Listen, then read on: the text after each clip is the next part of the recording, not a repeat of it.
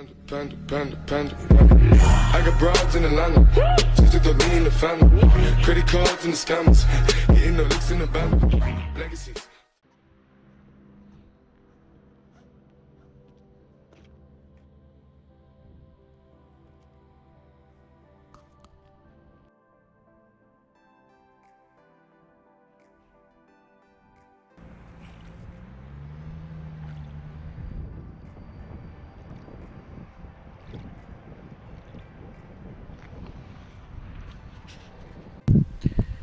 Eh bien salut à tous, bienvenue pour une séance pêche de crue. Donc je vais essayer de vous faire une petite vidéo sur la pêche en période de crue. Comme vous pouvez voir derrière moi, il y a beaucoup d'eau. Et donc je vais essayer de vous donner quelques trucs dans un tuto, voilà, pour mieux aborder les postes pendant cette période-là. Allez, tchuss. Donc une crue, qu'est-ce que c'est? C'est une montée des eaux progressive ou très rapide qui va fortement teinter la couleur de l'eau.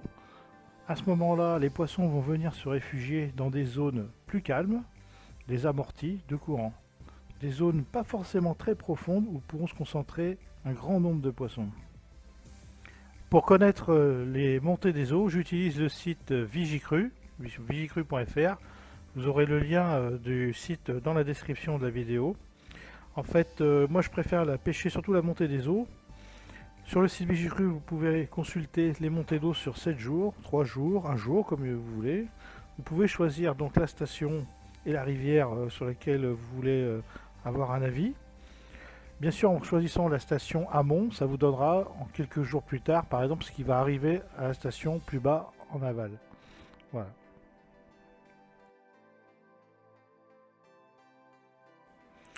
Alors maintenant, je vais vous parler des postes typiques pour la pêche de crue, donc des zones d'amorti classiques, on va dire, comme les bras d'écluse, qui provoquent une zone calme. Alors, pour vous décrire, voilà un petit schéma. Donc le courant principal en rouge, avec une flèche rouge. La zone limite avec l'entrée du bras de l'écluse, donc la zone jaune. Celle-là, ça sera la frontière un peu avec le courant principal. Il y aura des petits contre-courants aussi qui vont se créer, ça peut être intéressant. Là où se tiendront donc les poissons actifs. Ensuite, la zone rose, c'est plutôt la zone calme, très calme, où il n'y a pas du tout de courant. En fait, où vont se tenir les poissons au repos. Donc ceux-là, on les cherchera plus particulièrement en vertical. Alors un petit détail à noter en plus, souvent les berges, il y a des arbres sur les berges.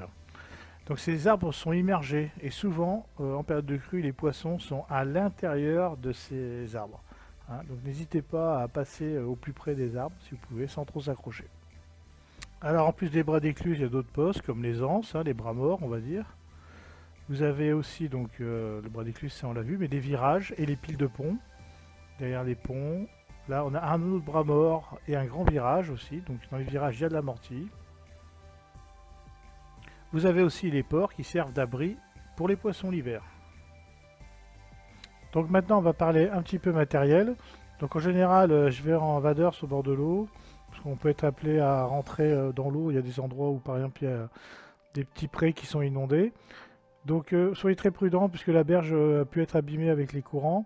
Respectez la législation, évitez les routes qui sont barrées parce que vous pouvez vite vous retrouver à l'eau avec votre voiture, on en voit quand même tous les ans. Donc soyez prudents. Et le mieux c'est de connaître le secteur hors crue déjà pour avoir une meilleure idée du fond. Niveau matériel, donc une canne à pêche entre 2 et 3 mètres à peu près, très résonnante hein, pour bien ressentir les touches. Une tresse de 10 à 12 centièmes. Un bas de ligne en 40 centièmes, pourquoi? Parce qu'il y a beaucoup de silures en période de crue, les accros dans les branches, et les eaux sont très troubles, donc il n'y a pas besoin non plus de faire des montages ultra discrets, quoi. Pour les leurres, j'utilise donc des shad à gros battoirs hein, qui vibrent à la moindre sollicitation. Donc là, c'est des shakers de chez Lunker City. En bas, il y a un Swimfish, donc des couleurs très flash, du orange, du rose, du vert chartreux et même du noir qui se détache très bien dans l'eau teintée. Alors, une de mes couleurs préférées pour le centre, c'est le jaune citron. Il n'y a pas beaucoup de gens qui pêchent avec du jaune.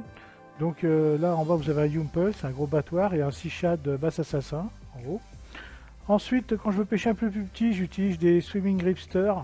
Donc pareil, des couleurs assez flash. En haut, il y a un Yumpulse et le Elite Shiner que vous pouvez voir en bas, la nouveauté de Bass Assassin.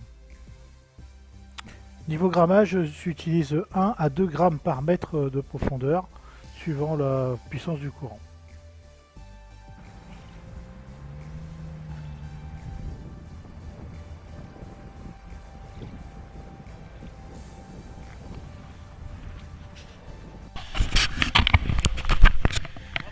partie temps humide, mais pêche de crue.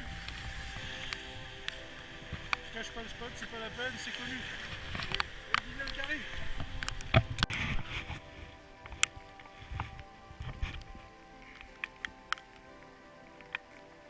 Le mec est très naturel, il rigole comme un malade.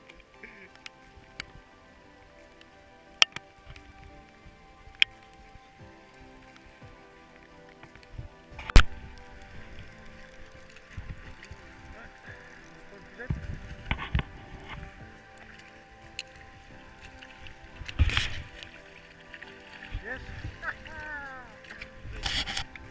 Yes, papa. Il est délire. Il est blanc, c'est bizarre, ouais. On dirait qu'il est croisé avec un autre poisson. Ouais. Voilà. Pour le live, ça va un petit peu.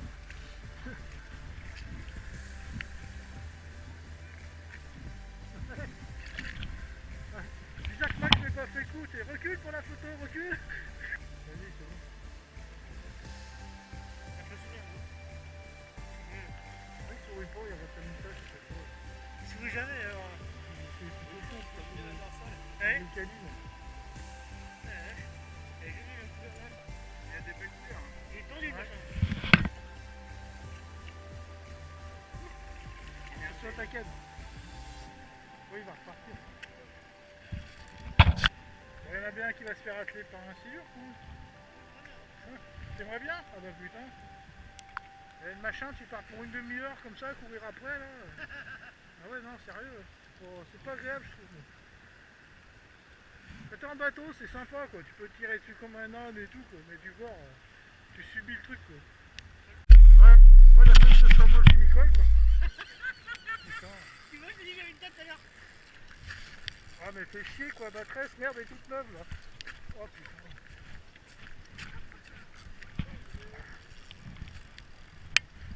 Tiens, fais des photos s'il te plaît.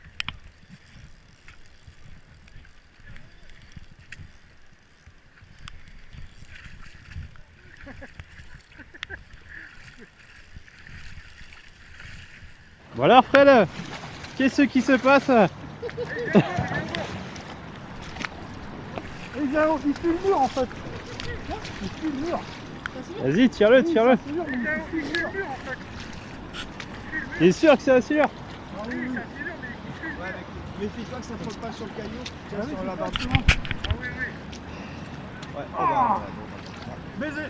Ah bon, c'est qui qui aura le silure? Baiser. Ah, silure 1, Fred, bah... 0. C'était gros, hein, je pense qu'il était gros. Bah, silure 1, Fred, bah... 0. Et voilà.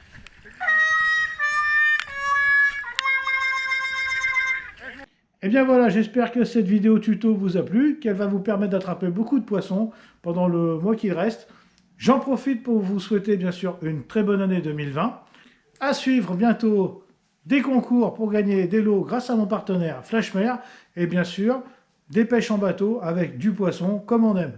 Allez, tchuss!